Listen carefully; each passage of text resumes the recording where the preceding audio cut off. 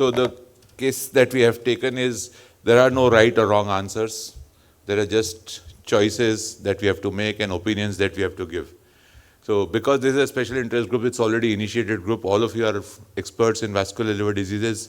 Therefore, we need not really go into the theory or the basics. We'll just discuss what you would do, and then we'll tell what we did and whether it was same or different and the reasons thereof. So this is a 36-year-old lady.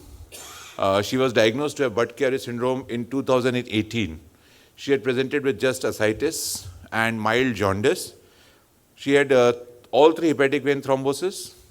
The right hepatic vein and the middle hepatic vein was complete thrombosis, and the left hepatic vein had a ostial thrombosis, short segment thrombosis. So LHV stenting was done at that time. On thrombophilia evaluation, there was no thrombophilic state identified. Bilirubin was 4.5, albumin was 3.2, INR of 1.5, and platelets of 2.2 lakhs. No ascites after the hepatic vein stenting. Bilirubin persisted to be around 2 to 3 milligrams per deciliter, 70% of direct. Rest of the LFT was normal, no varices, clinically asymptomatic, doing well, working all the household work. She's a housemaker, and no complaints at all, no fatigue, nothing. She was well maintained on warfarin, INR being between 2 to 3.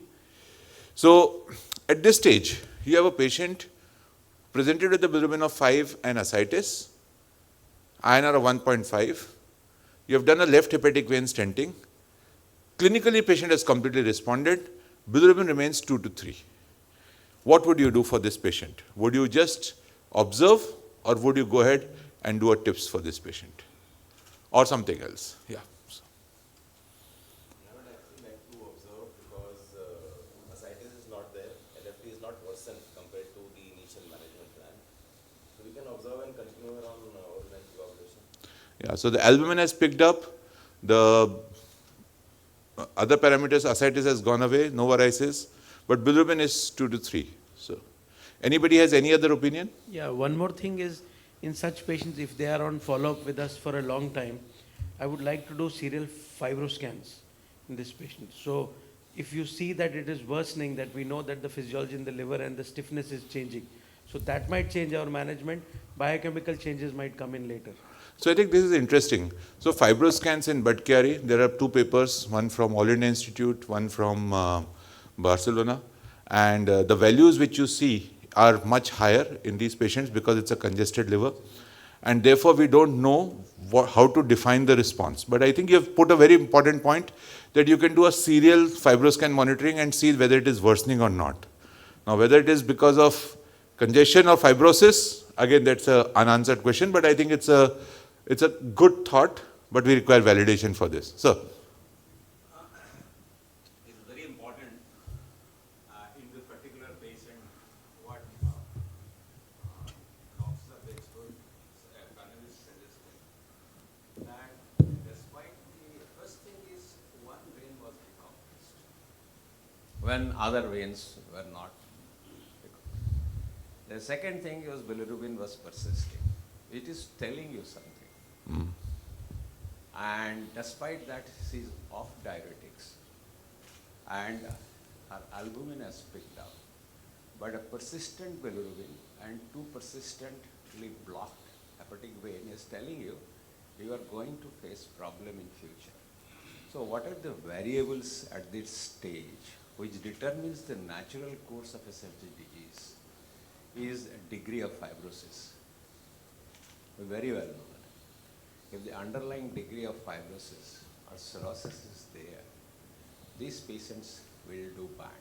Child status, particularly cirrhosis, as a prognostic marker has been described. You know that. We have described, other people have described. Particularly, therefore, the fibroscan, in absence of biopsy in such patients, is clinically relevant. If initial, what Salivar has shown, that if initial fibroscan values are higher and post decompression there is a 20% reduction in stiffness, that indicates a response, but it's less sir. than 20% of its reduction in stiffness. So my problem You get with worried. so it's a, And if it is a conjugated hyperbilirubinemia, I will be much more. yeah. So the problem with that is with replication of that study in real life is you have significant ascites before the onset of before you do the intervention, and therefore doing a fibroscan actually becomes a practical challenge. And the technique that you tap and then immediately do the fibroscan No, it is is really after, not. after the ascites has disappeared. He has No, no, no. He has given you 5 years. No, sir. What I'm saying is pre-procedure you cannot do the fibroscan. Pre-procedure is So post-procedure. yeah, post we are talking. No, you said it's a pre-procedure. That's why I'm saying it's a difficult proposition. Post-procedure. So coming back to this, how do you really define complete response or incomplete response? So if the patient has ascites, the patient's symptom clinically he should improve, biochemically he should improve. If he had ascites, the ascites should decrease. On treatment, if you are monitoring, the ascites should come down. We should be able to maintain a negative sodium and water balance. If the creatinine was earlier elevated, it should come down with treatment. And if the sodium was low, it should go up. And then LFTs should normalize. In an acute setting, OTPT would be high, so the transaminases should come down, and the bilirubin, especially the conjugate fraction, should come down. And for a complete response, the bilirubin should be less than 1.5, which has not happened in this patient. And it is predominantly conjugated bilirubinemia. So I would qualify it as a partial response, and I would really like to keep this patient under very close follow-up. Absolutely. So I think we all agree that this patient has not responded the way we would have wanted the most patients to respond. Sir very rightly said that we could recanalize only one hepatic vein, although the data says that one hepatic vein recanalization is sufficient because you will develop intrahepatic collaterals, venovenous collaterals, especially if it is not a shrunken liver. If it's an enlarged liver, this should happen. But this is a problem. So in fact, we did a fibroscan for this patient as everybody has suggested, and the liver stiffness was 23 kilopascals, which was not very high for a Bhattacharya. Usually we see around 15 to 20 post-intervention, and this was just higher than that. So we observed this patient, we told him for close observation. In fact, for the first 2 years, we did 2 more fibroscans and it did not increase much. Then she was lost to follow-up, continued her warfarin, and suddenly she reappeared after 2 years with ascites. So 5 years from the first intervention, she came back with ascites, pleural effusion, bilirubin had gone up to 5, and there was progressive sarcopenia. Now, the stent was still patent. There was no blockage in the stent. The albumin had dropped to 2.9, and she had 1 episode of SBP at this stage. Endoscopy showed grade 2 varices. So now, my question again to the panelists. At this stage, would you offer tips, or do you think we should go for a transplant? I think he's already a decompensated cirrhosis now, so you should go for a transplant.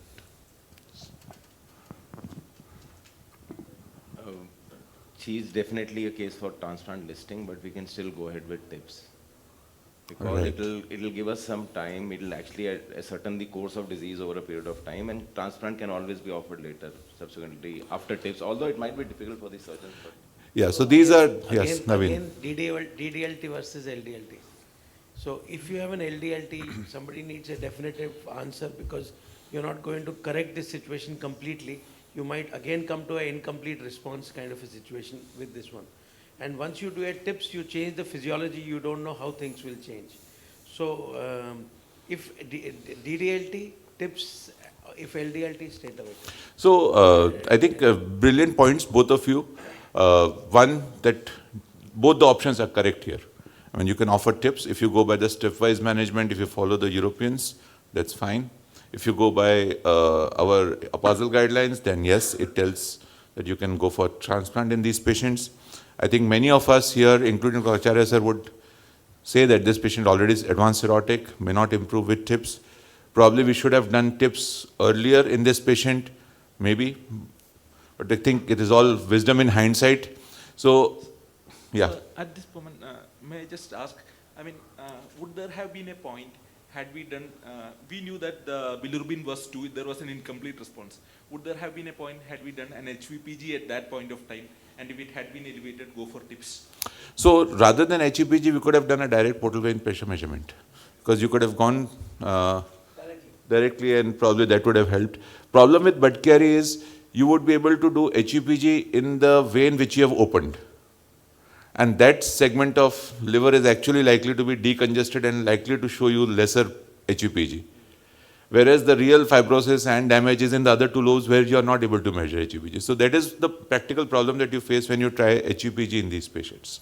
But yes, I think the point is well taken that yes, I think we could have done a portal pressure measurement and that may have guided, or do a biopsy maybe. Because the ascites had dried up, we could have probably done a biopsy and known whether there was significant fibrosis or not. Unfortunately, we did not do anything. I was not wise enough. So, coming back to the situation now, TIPS or transplant? It is not wise. It is always in a clinical setup, you don't intervene when a patient is doing that. That is how Yeah. you are done right. Words of wisdom, sister. So, let's see what, so in this patient, so how many for TIPS? Oh, good number. And how many would say that transplant? This? Okay, fine. So, TIPS, yes. Do we go ahead with tips with a bilirubin of 5 in this patient? So, bilirubin by itself is not a problem. For me, the sarcopenia is one issue. The second issue is SBP, because if SBP has happened, that means the patient is cirrhotic. You don't get SBP in a Budd-Chiari without cirrhosis. So I think these two things are the ones which would make me So worried. to answer your question, Rohit, is that baseline was 3. So there is not much dynamic change in the bilirubin.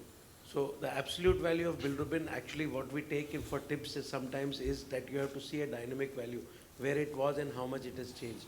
Specifically in this, when half of the liver is practically not working. Also, but Aka's point is very valid. Now we see he is losing his muscles. Yeah, exactly, sir. Right. Obviously, there is muscle proteins are getting lost because of the needs. And second thing, you have done a TIPS. We are not measuring ammonia. And ammonia is directly sarcopenic. Sir, yeah. And sarcopenia and ammonia is reciprocal relationship. Right. And that's why he's trying to hint you that is a patient. But even if you do TIPS, you Might may worsen. And rather, is much better when the patient is stable. Give him a new liver. That's what he is trying to hint. So that is why I said DDLT versus LDLT, sir. so I think one more clue in this patient was that there is pleural effusion. Now, pleural effusion is somebody who is not an advanced cirrhotic hepatic hydrothorax. Usually happens because of sarcopenia, because of the thinning of the diaphragmatic muscles. And that is why the channels open up and you have fluid going up. So, in a patient with not a very advanced end-stage liver disease, getting hepatic hydrothorax would usually represent severe sarcopenia. So, I think that is also one more hint that we had in this patient. So, in fact, we transplanted this patient. My reasons was, one, it was a small shrunken liver. 2, it was a low protein ascites. And 3, there was a history of SBP. That was the discussion that I had with my patient. I'm usually very reluctant to do TIPS in a small shrunken liver because of the risk of complications. I know traditionally it has not been considered a contraindication, but I think we have faced problems whenever we have done TIPS in a shrunken liver. Second is, to answer your question, Rohit, the MELD cutoff of 17 for TIPS is not applicable to Budd-Chiari syndrome. In the original study by Patrick Kamath, there were no patients of Budd-Chiari syndrome. Whereas if you look at the subsequent 2 studies and the meta-analysis by Suprabhat, in all these 3, there were patients with MELD of much higher, where TIPS has been done successfully in Budd-Chiari syndrome. So post-transplant, actually the patient's bilirubin went up to 25. Patient developed ascites and pleural effusion, and there was actually outlet obstruction. So we again did a hepatic vein stenting. So of course I'm cutting a long story short because this was almost 4 to 6 weeks. We had to do angio 3 times to pick up actually the outlet obstruction because it was a dynamic obstruction. So it was a rotation on the, so this was a LDLT and it was rotating, and that is what was causing the obstruction. So we did hepatic vein stenting. Everything else improved. The ascites went away. The LFT became normal. Clinically, she was absolutely fine. The pleural effusion persisted, requiring tapping every week. So what next? Naveen, you want to take this up? First rule out TB. So that was ruled out. That was ruled out, yeah. Now it is difficult. It's really difficult. Post-transplant hepatic hydroxyurea options are, I know you have already put a stent in the hepatic. Yes. That HVOTO has been tackled. Yes. So in fact, I was thinking whether there is some additional thrombosis or any additional blockage which It you are can missing. be small for size, hepatic hydrothorax in a patient here. There might be communication. It is in fact the site is persisting. I think it is many months later also. Yes, I said this was almost now 2 months. So first 4 to 6 weeks the liver has grown. So usually beyond 3 weeks we will not get small for size. Hypoproteinemia, is it, was there hypoproteinemia? It was a high sag, moderate protein. So the proteins were 2.7 grams, but a high sag ascites. Well, there is a lot of non-specificity there when you have a protein of 2.7 and high sag. Any additional inlet obstruction, portal vein stenosis? No. or something? So very good point. We did a CT photography to look for an inlet, but there was no problem with the inlet. So you were very right. We were thinking of causes of ascites, and probably the channels were still open. That's why we were not seeing ascites, and we were seeing only pleural effusion. Steele So syndrome? those were so all those were ruled out. And unfortunately, I could not figure this out. So I actually sent this patient to Dr. Baijal for his opinion and for his evaluation. So he repeated biopsies. Yes, sir, you want to say something? I think one could have done scintigraphy by producing artificial ascites and seen the communication whether that is happening with the pleural fluid. That could have been one. But sir, why would the ascites form? When the liver has grown, everything else is... Just to be very sure, because the patient did have portal hypertension earlier on, channels were already opened, so that possibly could be a reason. So usually 6 weeks, 8 weeks down the line, I mean post-transplant, liver has grown, very unusual. But one more thing is in these subtle, even after post-transplant, if you have subtle variations in the outflow, it still can Yes. manifest like this. Correct. So I agree with you. We had So one that's why, patient yes. exactly who we did so many angiograms, everything, and eventually we did an echo after like so many photograms, venograms. The cardiologist said, I think there is a gradient there. And we just did a plasty and he improved. So this patient I had then referred to Dr. Baijal. I think he admitted him and then he evaluated her for almost 2 weeks, and then finally could not find a cause, and he did a TIPS for this patient. Now the problem is, after TIPS, everything else has improved. She is having no pleural effusion. Her bilirubin is now 2 to 3. Her bilirubin is 2 to 3. Everything else is normal. Clinically, she is absolutely fine. She is exactly where she was after the hepatic vein stenting. It will improve. Just So it's 1 year. Post-tips. So it's 1 year now. Post-tips, anytime bilirubin. So it's 1 year now. 1 year post Any tips. kind of recurrent vasculitis or immune phenomenon in this, because to start with it was a bud carry. Maybe something beyond our tests. Maybe, I don't know. Yeah, because the way she behaved with pleural effusion, sometimes these Wegener's granulomatous or some kind of vasculitis can present like this. But she's Because responded to tips means it is related. No, Dr. Ganju, the problem is when there is an increased bilirubin and it is a conjugated bilirubin, what Akash as a hepatologist is pointing out, it is a primary cause of conjugated hyperbilirubinemia is liver. no sir, Yes. VODs can present like this in vasculitis. So we have done 3 biopsies for her, by the way. Yeah. They have And we have already ruled done it out. biopsy. Because- Baijal has done biopsy. Because We have done biopsy. Dr. Baijal has repeated the biopsy, and after she has come back, we have done 1 more biopsy. So we have 3 biopsies on her which have ruled out. because this unknown bud carry is the biggest So it's problem later almost on is normal, mild cholestasis. That's it. the- Is it these- drugs? No, sir.